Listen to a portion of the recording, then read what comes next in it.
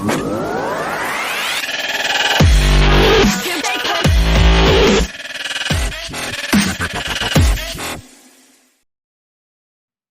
what's up, everybody? Welcome to SWAT MMA. This is episode number 167. I am Jarrod here with Paul. What up? Coming to you from Las Vegas, Nevada. And today we're going to be smoking and talking all about how to fix the scoring system in not just the UFC, but mixed martial arts in general.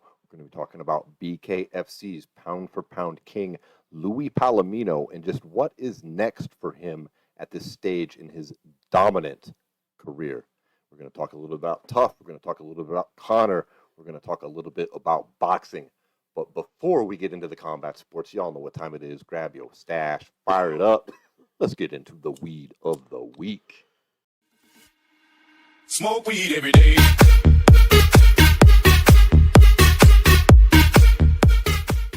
All right. So today we have this gelato infused joint. So this What's is it infused with today, Paul? gelato. Oh, It's gelato. and they dip it into ice cream? Mm-hmm. Sick. No. So this is live resin and the flower form of strain gelato, which is also known as Larry Bird, which gotta love that. So it is a strain crossed with Sunset Sherbet and Thin Mint cookies. It's a indica dominant hybrid. We also got some super sour diesel that I brought up from Colorado. Shh, don't tell nobody, everybody. It's top secret. But no, my boy grew this down in Colorado. It's really, really, really, really good. Sick, sticky weed. Now, what's the genetics on a super sour? You got that shit for us, Paul? I can pull it up real quick. It's one of my favorite strains. I like all the diesel shit, as everybody knows who listens to this show. But the super sour is very nice. Super sour diesel is made from crossing super silver haze and sour diesel. Super Silver Haze is one of my favorite sativa strains, period. I think it just gets proper when you cross it with that nasty-ass diesel. All right. It's hit. This nice little section of our podcast is brought to you by Binoid. You can get the best deals on Binoid CBD if you click over to our website, swatmma.com, or if you check out the links wherever you are listening or watching to this podcast. You can get 20% off your very first order by following those. Plus, you'll help out the podcast just a little bit. Now, with that out of the way, let's keep puffing this down. And, dude, before we get into how to fix the UFC and MMA scoring, because we put some thought into this, because it's a fucking problem every week. Yeah. Let's talk about some good stuff that happened. Like BKFC put on an event that was headlined by the pound-for-pound king, Luis Palomino, two-division champ, defending his title. He gets a win. It gets a little bit of controversy just because it was declared a somewhat lackluster performance. First, let's talk about that. What were your thoughts on his victory against Lily, who was, the BKB champ, 7-0-1 in bare knuckle? The guy didn't have a whole lot of name value outside of the bare knuckle sphere. Yeah. But was a superbly quality, is that a word? Yeah, sure. Is that Now it is. Is that I can string that together all right? That's now. He was a superb opponent. Yeah. And I think he showed that kind of what you were alluding to before. I think it was kind of a more safe performance by Palomino. I think he just knew what he had to do to win and got it done. And that happens when you have a dominant champion. Over time, you get into these fights and, different matchups that may be more dangerous than others. And I feel like he just knew his opponent was dangerous and did what he had to do. And I don't really honestly think he should be criticized for that, mainly because he came right out and admitted that that's what he did. Yeah. He said, look, excuse me, he's 42 years old. He's had a tremendous career resurgence in BKFC. It's undeniable. He's considered the pound-for-pound best, not just in BKFC, but in bare knuckle in general. He's undefeated. He rarely loses a round. Now he's fighting a guy. He's putting it all on the line. He said, for guys that nobody's really ever heard of, no disrespect intended to them, but he feels like he's not really going to risk everything unless it's for a big-name fight, which he feels like he's deserving of. And I can't really argue with that. Like, he does have a legacy that's at risk here. Yeah. Why put it at a really dangerous position just for a little bit more entertainment at this stage of his defenses? If it's not in some showcase end of his career banger against Mike Perry or Eddie Alvarez, who he both called out, or even fucking called out Jose Aldo. Yeah. And I do think we see this across the sport. Israel Adesanya has been accused of this at times, and George St. Anderson Pierre. Silva, George St. Pierre, John Jones. There's Yeah. there every champion runs into some of these weird matchups where you can kind of tell that they did what they had to do to win, but that's just being a long reigning champion. That those kind of things happen. Dude, they were prize fighters. Yeah. First, entertainers. Second. It wasn't a bad fight. It was just by BKFC standards, it was a little, in Luis Palomino standards, a little less than what we're used to seeing. Well, and that's what I was just going to say is I feel like also when you talk about BKFC, you have to think of all the fights that happen throughout the night, whether at what level it's at. There's constant, exciting action going on, and I think because of that, is kind of a byproduct is when you have a more strategic, more maybe slower paced fight, it's seen as a dud when in reality you're just so used to these high volume, high action fights that when it just ticks down just in the slightest, it's very noticeable. Yeah, and that's the thing with BKFC. We're not blowing smoke up their asses by saying that 90%, 95%, 99% of the fights are all bangers. I mean, it's so rare that they're boring. I think that he most definitely deserves one of these high-profile guys. So he claims that he's calling them out, that they don't want that smoke. Let's see if he can apply some pressure in the media and get that, because, man, I'd love to see it. Yeah, I think him and Eddie Alvarez makes the most sense right now. I like that one. I think Perry's got more of a name value, but Perry's contract is also up, and he's in a bit of a negotiating phase right now with BKFC. Not only that, he just went on Joe Rogan 2 days ago and said that he wants to re-sign with the UFC immediately. Wow, that's news to me. Yeah, he said that he wants to fight for the biggest crowds possible, and he said that whether it's in BKFC, that's cool too. But his main goal is to get back to the UFC. See, I think he's so much more suited for bare knuckle than UFC. Like for I do mixed too. I don't mean for UFC, pardon me. I mean for mixed martial arts. Yeah, He's had a respectable mixed martial arts career. I don't think he's ever going to be a champ there. no, I don't either.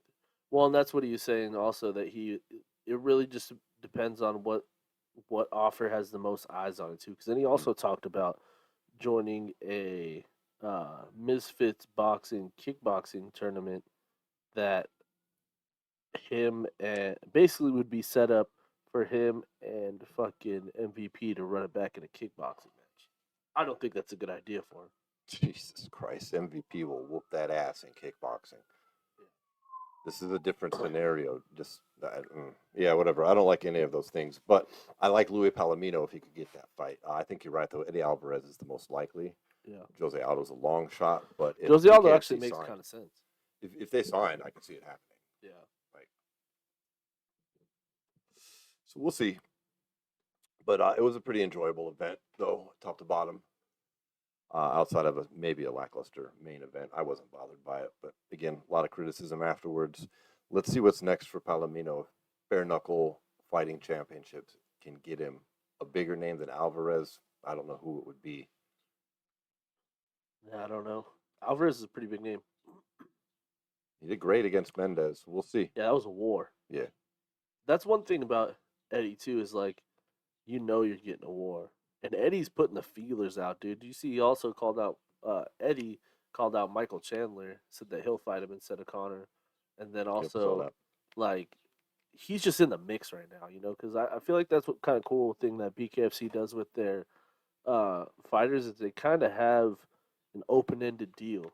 Like they're gonna fight for BKFC, however many fights or whatever, but also they can kind of go over into other, as long as it's not bare knuckle, they can kind of go over into other sports and have fights and stuff like that. Yeah, absolutely. They seem pretty open with their contracts, kind of like Bellator is in a way. Yeah. Maybe PFL is now. Mm-hmm. Now, before we shift out of BKFC and into Tough and Conor and Chandler and all these things going on, I did want to bring something up that we hadn't discussed prior, which I found pretty interesting. You pay attention to PFL this weekend? Sort of. Well, two fighters in PFL got suspended after their fight. Did you hear about this? Again? Yeah, but it's not for the usual reasons. So this was the final. This was in the Schultz versus Manfio fight, because they were their lightweight champion Nathan Schultz and Raush Manfio were scheduled to fight in the 2023 playoffs. All right, they fought this past Friday at PFL 6 in Atlanta, and Schultz wins by unanimous decision in a fight that even all the media says basically was like a light sparring match. The two guys are best friends. Like when Manfio came over from wherever he's from, I don't know off the top of my head, but Schultz loaned him money, and when he was broke, he lives in his house. He's his fucking training partner. They're like fucking boys. And then they came together in the fight, and they barely fucking sparred each other. Schultz, who's a former champ, gets the win, which a lot of people are thinking was like perhaps a favor from the dude who he hooked up so great.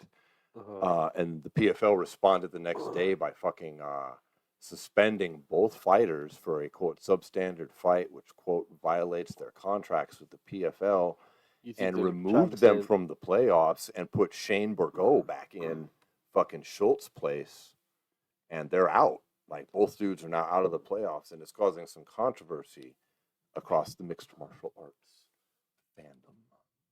Well, I mean, if that's the case, it's kind of like fixing the fight. If you really think about it. You're taking a dive. Like, the PFL's official statement was last night Nathan Schultz and Raush Manfio, sorry if I'm not pronouncing that right, did not meet the standards which all PFL fighters agreed to uphold in competitions. All fighters in the PFL fight agreements agreed to use their best effort, skills, and ability as a professional athlete to compete and defeat any opponent. It was very clear that Nathan and Raush did not meet their contractual standards in yesterday's bout.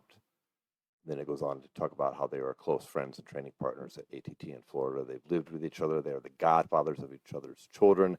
They spent the entire fight week together in Atlanta and even cut weight together ahead of Thursday's weigh-in. Yeah, it was fixed. So, I mean, I don't see the controversy in them suspending it because the general reaction is fuck PFL. But, well, it's basically a fixed fight. Like, he seems like they went out. He let his boy win because his boy's a former champ. His boy hooked him up. Yeah. They He's barely trying to win $1 million. And yeah. So what are they supposed to do? Just pretend that didn't happen? Bro. It's better to be accused of putting on a substandard fight than attempting a fucking fight fixing allegation. Right. Right? For real. But that's essentially what it is. Yeah. So yeah, I didn't find it that controversial on PFL's part. I don't. Yeah.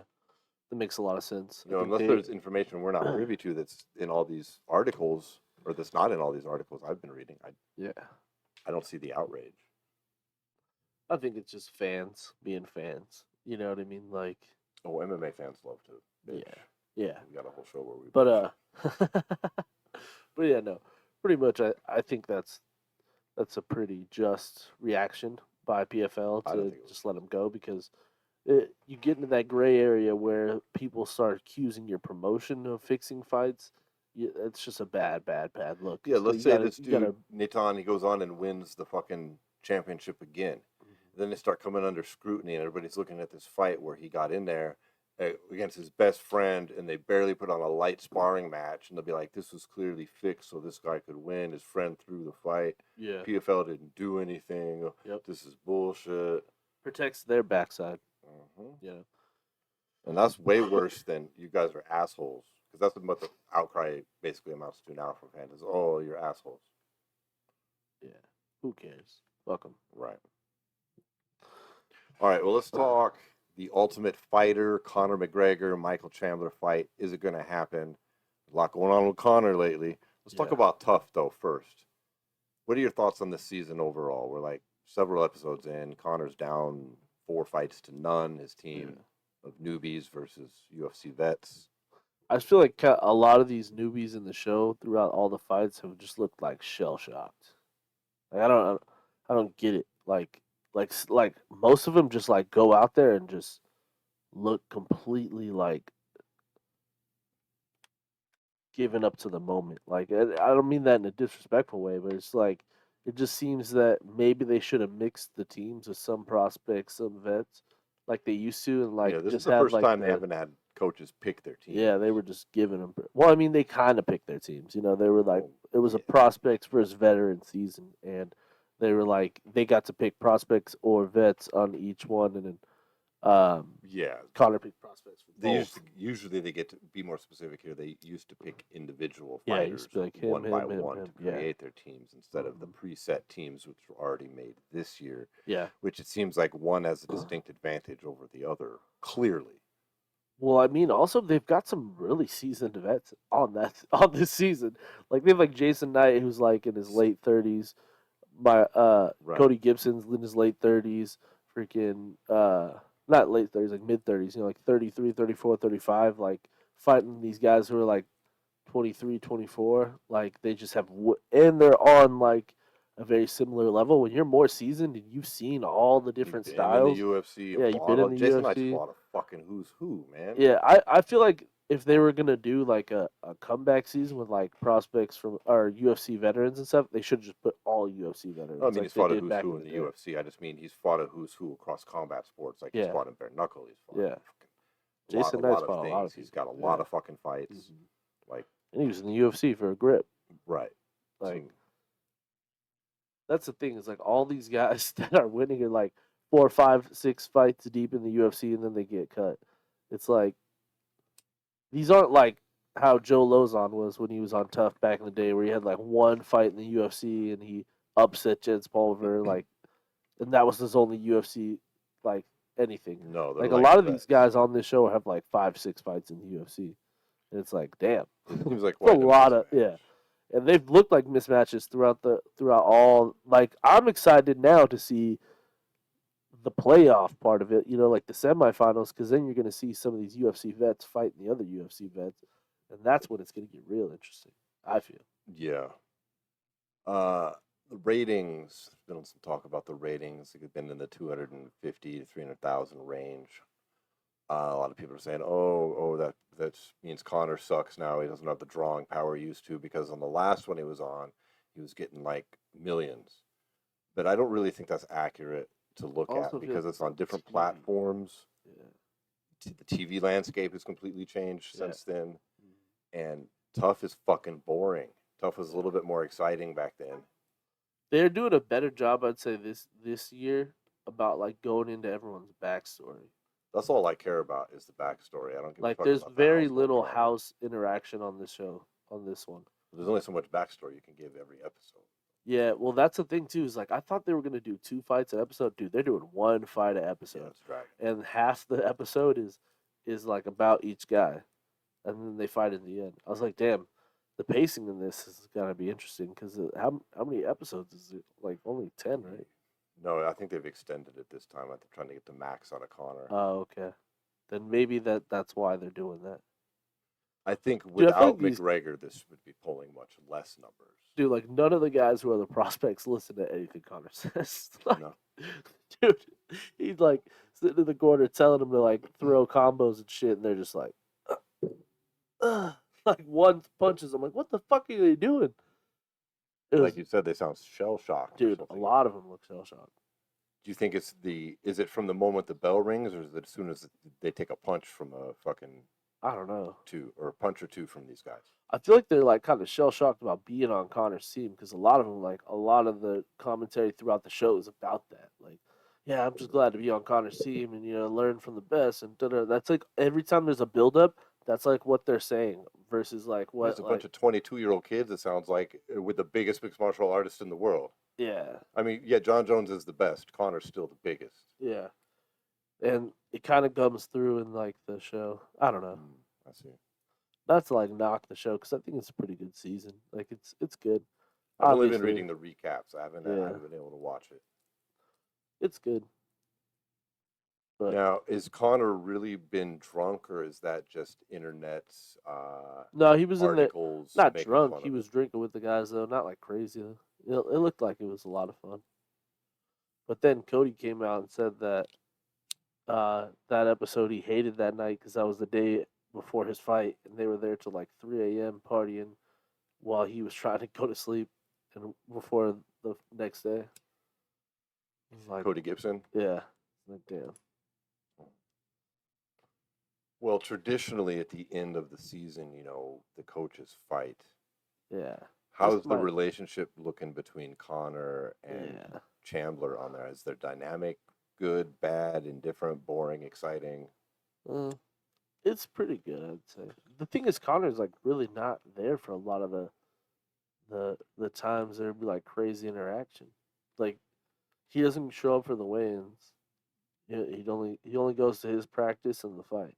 So he shows up to train with the guys. And then he doesn't corner them either. He has his guys corner him, and then he like sits cage side.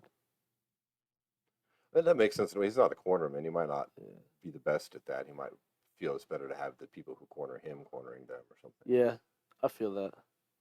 But he's just not. Is Chandler around a lot more? Yeah, Chandler's on the thing a lot more, I'd say.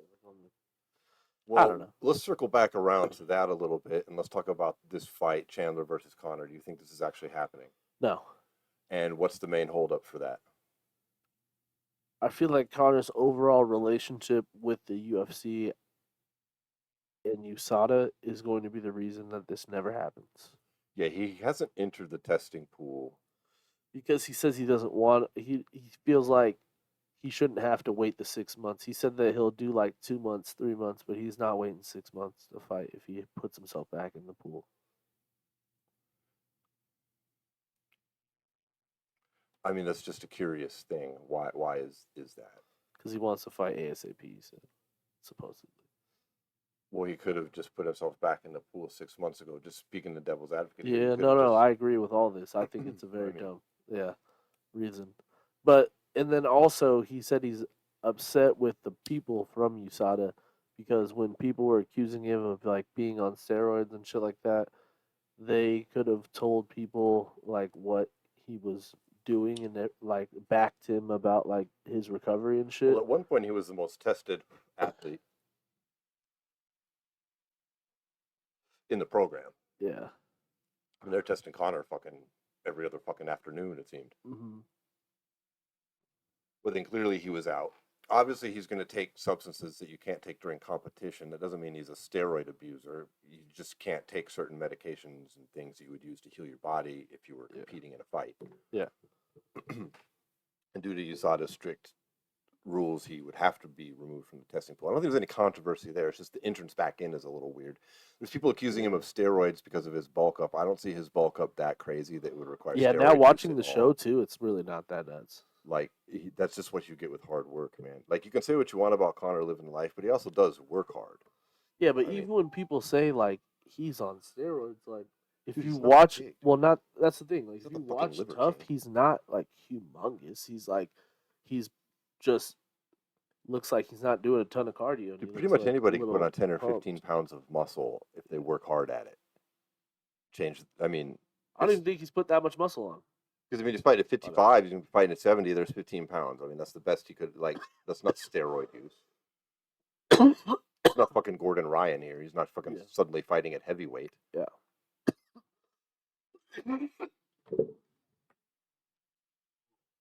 And I'm referring to that dramatic picture of Gordon Ryan's before and after with his body transformation, for those of you wondering what the fuck I'm talking about. But so, yeah, I don't really see it, but I don't see that fight happening either. Now, there's another reason that fight might not happen is Conor's back in the news with these allegations, which are just, I don't even know why we keep repeating this situation. I'm not saying that it did or didn't happen. It's a tough thing to talk about on a show like this because what the fuck do we really know other than what's in the media? If what we're presented in the media is what's up, it just seems like a shakedown and a really poor decision by Conor in my mind. Yeah. Now I'm open to more facts coming out and changing that opinion. Absolutely. I don't know very much. Yeah. But it's really odd that someone would be like, no, I'm not going to press any charges. I'm going to hang out with you all night long. And then I'm going to quietly ask for money from these 3 organizations and then tell you, if you don't give me money, I'm going to go to the media. And then when you don't give me money, I go to the media. That's just weird. Yeah. But maybe that's not really what happened. I'm totally willing to change that. I'm just saying, based on what's out there, that's fucking weird, man. Yeah. On the flip side, why the fuck is Conor doing this shit, bro? Yeah, that's Why it. is Conor leading some fucking woman into the bathroom, the men's room, with all these cameras on him, doing God knows what in there with her, in front of fucking everybody at Game 4 of the NBA Finals, one of the biggest stages in the fucking world, one of the most well-known figures, 50 goddamn million Instagram followers. What are we doing? Yeah, stupid as hell. Yeah, for sure, that's dumb as fuck. And to be clear, if he really did do what she says, he should go to fucking jail. And if he really did what she said, I wish she would have come out of the bathroom and been like, yo, this dude just violently did this to me. We need to call the cops right now. Fuck this shit. Yeah. And then his ass could have been dragged off to fucking jail right then and there, and there wouldn't be any questions. Yeah, no. Because clearly she's not afraid of publicity. She's out there talking about all of the media, so why wouldn't you just say it then? I'm just saying. Yeah, no, I feel that. I'm sure there's plenty of people angered and being like, oh, victim blaming. I'm not trying to blame people. I'm just saying, dude, this seems shady. But I'm willing to hear more facts. Yeah, once the facts come out. And Conor's a fucktard for even putting himself in a situation. Oh, yeah, 100%. Like, what the fuck, dude? Yeah, stupid as fuck. Hella dumb. Like, it's really pretty easy. If he wants some fucking pussy, if his relationship with his wife here is open, where he's allowed to get some fucking pussy or some head from fucking these whoever he wants, that's really not our business. But there's plenty of ways to do that discreetly, especially when you're fucking got fuck you money like Conor McGregor does. Yeah. You don't got to do it on the world's biggest stages in front of everyone. Like an idiot, yeah. And if you're really gonna do it, if you're just like that, you're just like, fuck you, I'm a pimp and I'm gonna act like a literal pimp, then why don't you bring a witness or two in there with you, where motherfuckers can be like, see, Jesus Christ, at this point, this motherfucker should have a form. Sign this form before you suck my dick. I'm just saying. Yeah. Like, what is happening here? Yeah, it's a shakedown for sure, but it is what it is. Okay, I've ranted. Your thoughts? I just agree with pretty much everything he said. I mean, it's obviously a shakedown scenario, and it is what it is, with all the personal side of it. Well, this makes it even less likely he's gonna fucking fight Chandler. I think. I don't even know. Does this seem like the actions of a dude that's in heavy training? Okay, we just talk about what we're at right now. What that night? I mean, he's at the club. Let's say nothing happened. Okay, let's just put a pin in the controversy there. Let's look at he's at the NBA 4 finals. He's fucking at the club. He's with fucking women. He's at Tough. He's showing up. He's drinking. He's fucking all over the place, right? Yep. Is this a dude that's doing 2-a-days and grinding to fucking beat Chandler's ass? No. Is this a dude that's even like? Is he in training? No. I mean, I get he exercises every day. I mean, is he in fight camp? Yeah, no. Nah. No way. And if that's his fight camp, Chandler got a good chance of winning. Because that's Playboy life, homie. Yeah. Leading women in the bathroom in front of everybody at Game 4. Playboy shit. Yeah. Assuming nothing nefarious happened, that's just all he's doing. He's being a fucking pimp, dude. Like, I'm not condoning it. I'm just saying what I was just describe that activity. Yeah. It's Playboy life. Yeah. That's not UFC cage fight life. Yeah. For real. Yeah, it's crazy. I don't even think it was the Floyd money that changed him anymore. People forget about, or they talk about that Floyd money, but then they seem to not talk so much about the real fuck you money he made when he sold his majority stake in Proper a couple years back. Yeah. Like that's way more money than he made from Floyd. Didn't he get like 700 million? Yeah, not all of that went to him. It sold for 600. Not all of that went to him, but the lowest estimate that I've heard that went to him was like 300. Yeah. Yeah, it's a fuck ton of money. I mean, I don't care how much money you're blowing. That's a lot. That's a lot coming in. That's real fuck you money. That's like. And he still owns stakes in Proper when it sold too. Mm-hmm. Yeah, he still has a piece of it now. Yeah, that's why you still see him, these little fucking dancing ass holding the bottles on all the fucking UFC fights still. Always, dude. Always. So no, that fight's not happening. No. I don't think Conor is coming back to the UFC. Period, dude. I just don't see it. I don't think he thinks fucking Michael Chandler is a big enough fight to fucking get all geared up for. I feel like it's a perfect fight for him though, to get Me back on too. track. I think he'll knock Chandler out if he takes it serious. Yeah, because Chandler will enter that fire with him. The biggest thing he's got to worry about is if Chandler were to take him down, because it could get dangerous there. Because Chandler doesn't have like great submission game, but he'll take you down and beat the fuck out of you. True. And Conor has become victim of getting taken down, beat the fuck out of a couple times. Yeah, but if you were to take Conor down and fuck him up, and Conor were to lose, man, that It just would look terrible on him. terrible. It's just the worst way he could go out, dude. Like, is that enough for like? Just break your leg and just do it. It's all good. I get it. He broke his leg, couldn't come back from it. Odds on the fight happening?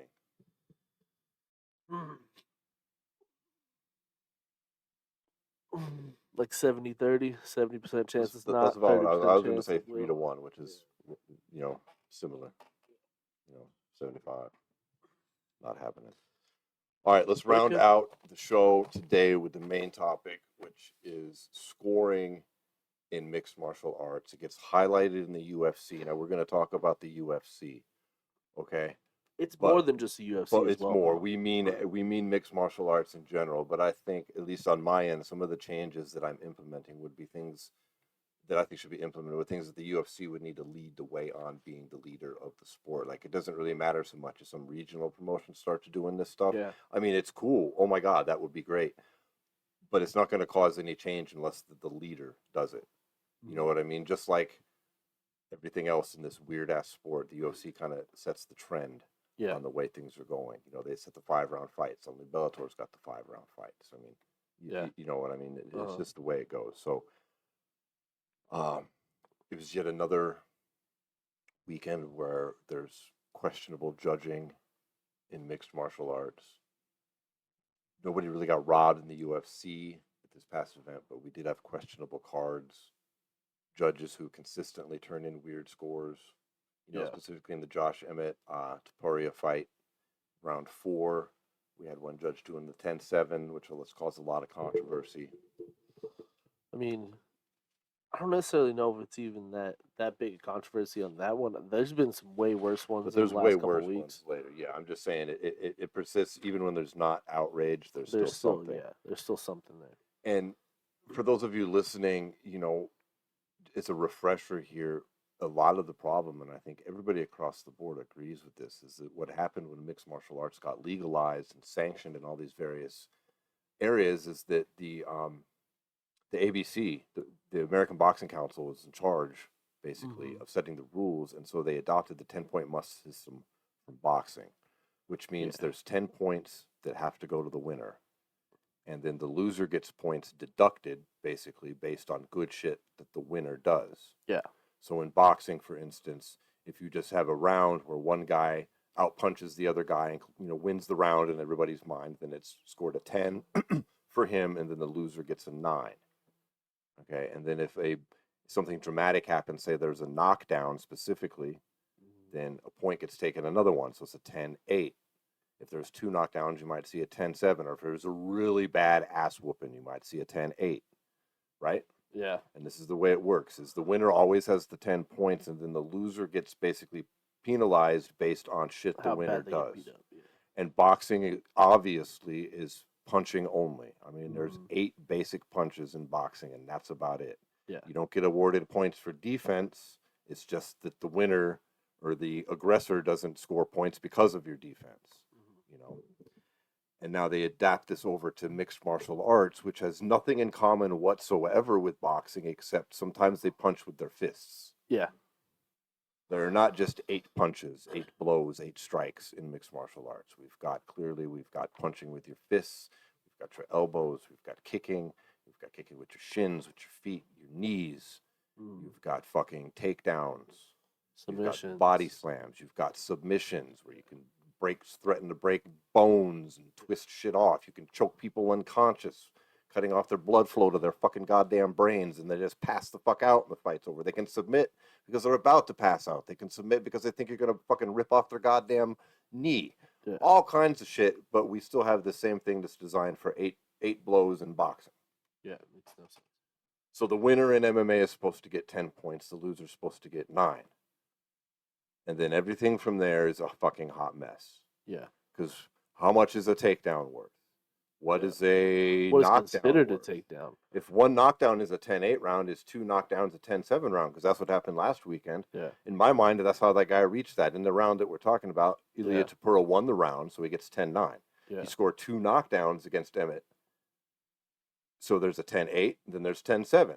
I'm not justifying it. I'm saying I'm pretty sure that's what he thought in his head. Yeah, no, I feel it. Because that's what it would be in boxing. Yeah. Well, I think that's a big problem when you talk about judging as well.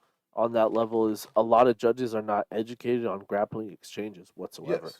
So is a punch that cuts your eyeball worth more than a guy who picks you up, slams you, and then proceeds to put on like 6 submission attempts on you? Yeah, exactly. And it should be scored exactly the same if you really think about it. It's all over. Now they're supposed to prioritize damage. Yeah. Right?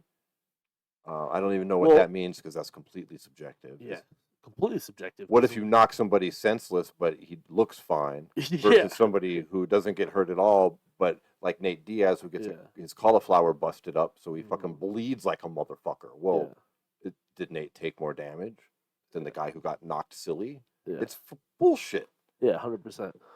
And I think that's a big part of the problem is the education of these judges is severely lacking. And I think it goes across the board. That just like they just don't know what they're watching sometimes, and that's a big problem. And I think a big part of how I think we could fix this kind of like point one was to like educate them. Yeah. Well, here's what we're gonna do. You got to wipe the board. Why don't you give your solutions? Because there's not really a debate here. Yeah. And then I'll give my solutions that don't overlap with yours. Mm-hmm. And then we'll give the likelihood of this happening, and then we'll end the show. Okay. So you go ahead. Now, we've outlined the problem here pretty clearly. Yeah. So I think, number one, you have to wipe the board. I think you got to get rid of all of them and make them re-educate. As in the judges? Yeah. And you make them have to recertify as a judge as far as, like, being educated in all the different scoring and all the different, parts of a fight and how they're scored, And I do think a big part of how they could fix this is to get the coaches and fighters involved.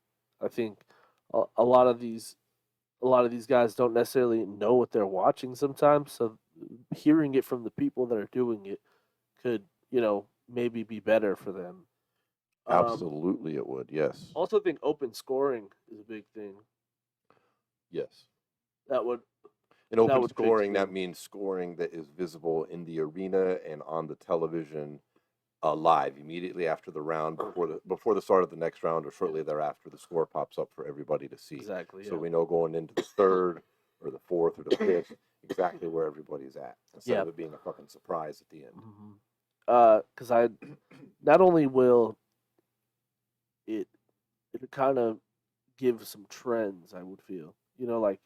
How a judge is scoring based on how he's with his open scoring and what you need to like maybe get rid of him or have a chance to maybe go back and have him explain what he saw there.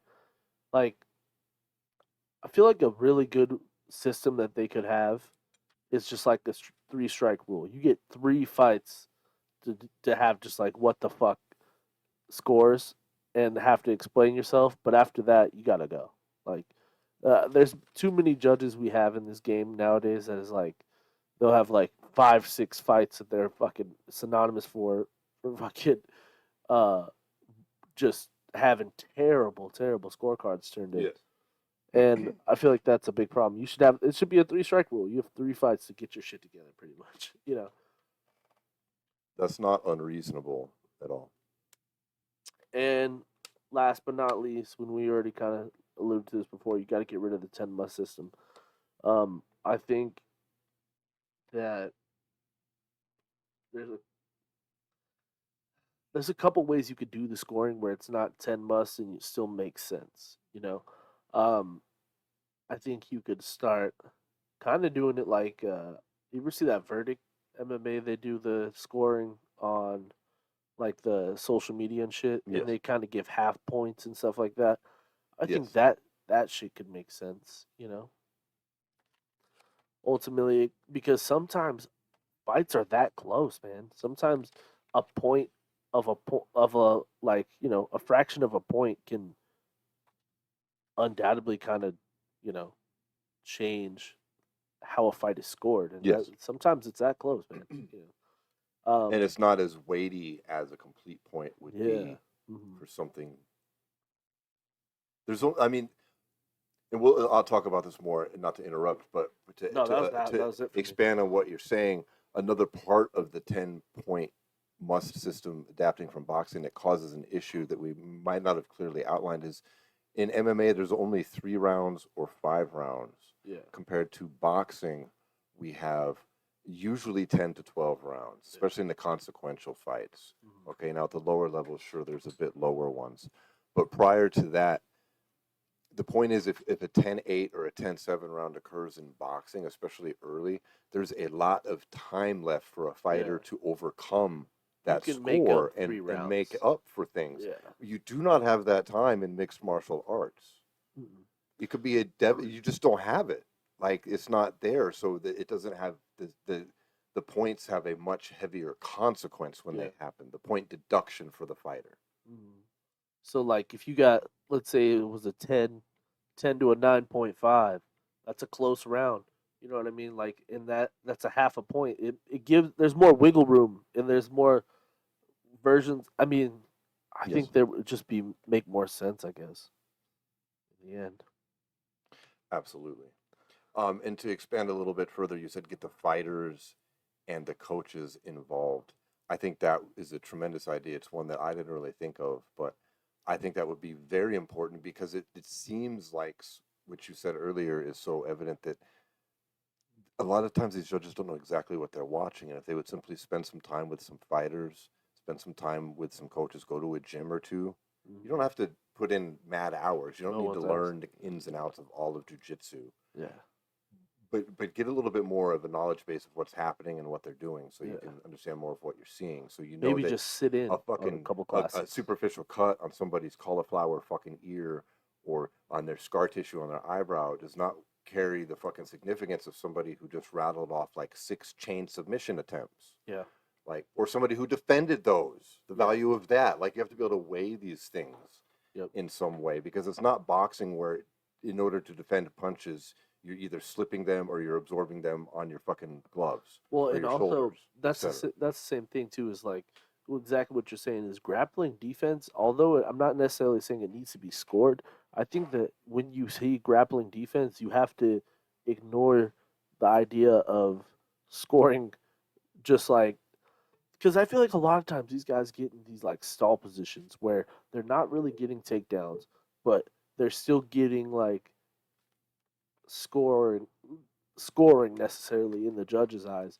But like when a guy like perfect examples a couple weeks ago, when Henry Cejudo was just like endlessly trying to take Aljo down, and Aljo was just defending him, defending him, and stopping his takedowns, and like to think that that's easy and that should just not be scored is ridiculous. No, there's a tremendous value in what Sterling is doing. Yeah, like Absolutely. and I feel like that's where it's kind of lost in the judges' scorecards is like they see any kind of grappling, like, yep, this guy's showing grappling superiority. Yeah, the 10-point like, system, no. must system has no room for that. Yeah, There's no room to say what Aljo does has a value of some sorts. yeah. What if we did this? Think In about fact, it. sometimes people give the value to Cejudo for being the quote unquote aggressor. Yeah, Like, excuse me? yeah. Like that just doesn't make any sense either. That's exactly what I'm saying. Like, just because you're shooting for takedowns, if you're getting stuffed, you're not an aggressor. You're not getting takedowns. It's not aggressive. You know what I mean? Like, so. No, it's almost like doing a rope dope without taking the damage. Yeah. In so much that your opponent, like if you're stuffing the takedowns, your opponent is wearing themselves out, and if you can keep stuffing them, they're just going to get worn out, and then you can be the aggressor. And that's what we saw in that fight too. So I think you have to, as a judge, understand what's going on in there. You know, just as much as you see some power puncher coming in with crazy shots, and a guy's just ducking, diving, parrying strikes and stuff like that. That's kind of as much as people say it's not scored, that's scored a lot in, Mhm. in MMA and boxing. I feel like Yes. if you're slick with your defense, it scores just as much as you should be slick with your grappling defense. You know, that should score as well. No, I think those are all some great points. What you got? All right. I have a few here laid out as well. So let's start with the first one. These are in really no particular order, but I think the first thing you need to do is right now we're using 3 judges. I think they should be replaced with 5 judges. There's a lot more going on than there is in boxing. But we use 3 judges because boxing uses 3 judges. Well, they're fucking doing punches only. I'm going to be repetitive here. I'm not trying to diss boxing. It's just there's a whole lot more going on in MMA. Some more eyeballs on the situation would be a lot wiser, I think. And then I agree with you 100% with the open scoring. And I agree with you that the 10-point must system has got to go. However, I have a suggestion as to what it would be replaced with, which I'm going to say, and then I'm going to light up this fucking joint here.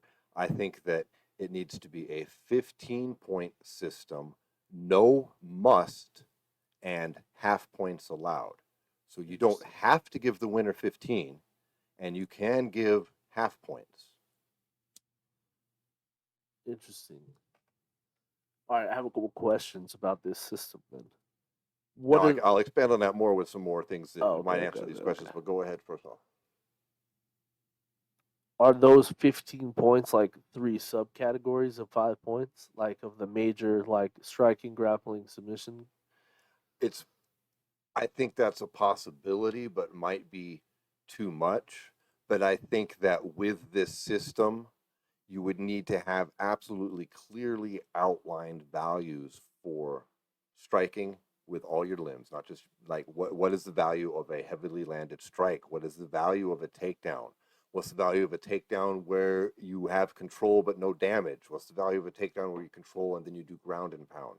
Yeah. These are 2 different things. What about a takedown where you do a bunch of submission attempts? What about a takedown where the dude pops back up 2 seconds later? Like, you have to put a value on exactly what you're seeing, much like a pitter patter punch versus a fucking knockdown blow. There's 2 different values. It's the same fucking punch. Yeah. It's not hard. It sounds complicated, but it's not hard to do. But I feel like adding the subcategories is a possibility. I did think of that as well, but it might make it just too complicated because you do have to put a real value on these things. Yeah. So I know if this dude just landed 2 punches, it's this value. This dude just took him down, held him for a while. Okay, that's worth about this much. And that's where I think the half points really come in. And also the no must thing. Like, the other guy, both guys can get penalized. The winner just doesn't get everything. Yeah. You know what I mean? So you That could makes wind sense. up with a score that's like 13.5 to 10. You know what I mean? In a round. Like, but it recognizes the other guy's value, right? Because in a 10-9, well, what'd the other guy do? Apparently fucking nothing. I wasn't laughing at your idea. I was thinking of the idea of Bruce Buffer at the end of a fight announcing 5 judges scorecards. 176.4, 271.8. Well, he wouldn't have to announce so because we have open scoring, so he would just come up and announce the winner. The winner, yeah. You know what I mean? And your winner it is. would be all judges agree this or that or whatever. Yeah. I feel that was just going. But so I just feel like without having the must in there, it allows for both opponents to show damage because then like if they both started with 15 and one guy wins 12 to 10, you know that the other guy caused some damage too. Yeah. He took some shit. Mm-hmm. Versus, I mean, in the 10-point must system, an ass-kicking round that isn't quite a 10-8 is treated the exact same as a round some guy barely wins because the other guy was right there neck and neck. Yeah. This eliminates all of that. With the clearly outlined values, we know what everybody's doing. You tell the fighters, this is what it's worth, this is what we're going to be judging you on, okay? Yeah. And then afterwards, you have a review panel post-fight. Not post-fight, post-event. It's just a meeting. It's not that difficult. They've all got tape available right there. You can do it right after the event while everybody's there. You got to stick around an hour or two. Everybody kind of goes over their cars. Is there any questions? Was there any fucking crazy shit that happened? Okay, if this was crazy, why did you do this? Not to shame you, but let's just Was this right? Get Was it this out there. wrong? Is it something we should all do? Should we avoid this? How can we do better? Yeah. Doesn't have to be a big deal. It doesn't have to be open to the public, but somebody needs to be there and just go over that type of shit. Okay. And then finally, the last thing is that these guys need higher pay. There's a big article that came out recently. I believe it was on MMA Fighting or Bloody Elbow. I can't remember, but it's easy to find if you Google it, revealing the pay structures that these referees are paid. And at the very highest levels, they're getting $1,500, $2,000 by the UFC. Yeah, that's the best of the best of these guys are getting a couple grand. Yeah, no, thank you. We can't sit there and ask them to do all this shit and have all this responsibility, and they don't get any money. They're responsible for a lot. Like, why does the CEO of a company get so much money? It's not his actual physical duties that he does. It's the responsibility that they bear. That's why they get paid the money, because the buck stops. They have responsibility. These guys are responsible for how much these fighters get paid, their career, their career every night. Their decisions affect their entire career. Yeah. They should be paid accordingly. There's a bunch of money floating around. The UFC is making record fucking profits. The gates on all these things are in the millions. There's only so many judges. It's not like there's 100 of them every fucking night. There's no reason why you can't pay these guys, and it doesn't have to come directly from the UFC. The UFC can fund some type of fucking thing where it's dispersed by somebody else. You know what I mean? So there can't be any favoritism or whatever. But it has to start at the UFC because they have the money to do it. They're the trendsetters. They could do these things. But you get 5 judges in there. You get more points available. You drop the fucking must. You add the half points. You bring the fucking fighters and coaches in, just like you were saying. You get clearly outlined values, which is basically what you were saying as well. And you pay these people some fucking money that bears some equal weight to the responsibility that they're given every night. Yeah, I feel that. And lastly, I did want to. Now we kind of laid out a scenario in which how they could fix it. I kind of want to talk about a couple little touchy topics when we talk about rules and when from like organization to organization. So I just want to talk about one for a second because they do a complete different scoring system. Talk about one fighting championship over in Asia. Yeah, they do a complete different scoring system where they score their fights as a whole. They still have rounds. There's still rounds, but they score the fight as a whole. Or do the judges just go hold back till the end of the fight and go, I think so and so won? Yep. Based on just their opinion, or like there's like some criteria. I assume there's got to be some kind of criteria of like, oh, he won this part of the fight. Do they give points, or they just state a winner? I believe they just state a winner, and that's kind of an interesting thing as well. Absolutely. It bears looking at. I haven't watched a whole lot of their fights, although now that they're on Amazon, I have been doing a little bit here and there. Yeah. And I know they just held the event in Colorado where they allowed the soccer kicks and everything, which was pretty dope. Yeah, which is interesting as well. That's another thing that's very, very touchy that we probably will have to get into another day. But there needs to be some kind of board or something like that that is not boxing based. That now kind of like I know there is some states where it's like they have their kind of own MMA, you know. Talking about the state athletic commissions themselves, they barely know anything about boxing, and they're assigning referees and doing all this other shit. Asking them to know about mixed martial arts is one thing, and of course they're governed ultimately by the boxing commission, which doesn't make any sense anymore because maybe it did when MMA was tiny and fringe and nobody knew it was going to stick around. Well, it's 30 years later now. We've had the UFC setting the stage. We've got tons of promotions, regional shit everywhere. Yeah, that's basically what I'm saying as well. Yeah, there absolutely needs. I mean, on what I just said is kind of hypocritical in a way, because we're talking about how there needs to be unification across these different jurisdictions. Because we've got different rule sets in different areas, et cetera, et cetera. And I just said it was cool that soccer kicks were allowed in Colorado by one. Because that's certainly not allowed anywhere else because they're not allowed in the U.S. by the boxing commission. Yeah, well, that's the thing is like it was allowed in the early UFC, like in it's just like something that they took out. It's like the 12-6 elbows. They took it away because the karate guy. I don't know. Soccer kicks are pretty gnarly, dude. Like good soccer kicks. Like I've seen some crazy soccer kicks in the past. Like I would not want to be on the receiving No, end. thank you. No. But I've also seen like some pretty gnarly grounded head strikes as well. Like, ever seen like Ben Askren dropping knees on the top of people's heads and shit? Oh yeah, Like that. That shit is pretty crazy. But that also speaks kind of more into the rule set and everything, and how how it's just different everywhere. Like, there's really no unified set of rules in the sport of MMA.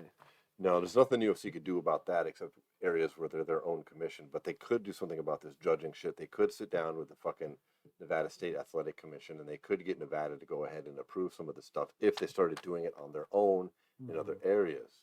True. But the UFC won't do that because they quit caring about advancing the sport like they used to, and only about care making about money. advancing their pocketbooks. The Fertitas, love them or hate them, were very much about advancing the sport of MMA. Yeah, 100%. And now this merger with WWE, they got real fuck you money behind the UFC now. Yeah, and they're it's not going like, to do anything to change. they ain't doing shit. Like, get the money, and give it to us. Hate to end this on a downer, but I don't see any of these things that either one of us suggested ever actually happening. I can see the open scoring thing coming into play eventually. I don't think it's going to be, I think it'll be a slow burn, but it could happen. Let's keep our fingers crossed and hope. Well, I think about wraps up the show for today. Remember to check out Binoid for the best in CBD and legal Delta 9 THC products. You can find all of the links to that and a whole bunch more where? SWATMA.com, where you can head over there, click the gear button as well, buy a t-shirt, support the podcast, and then head over to Instagram and follow us at SWAT MMA Podcast. Thanks, everybody. Later. Peace.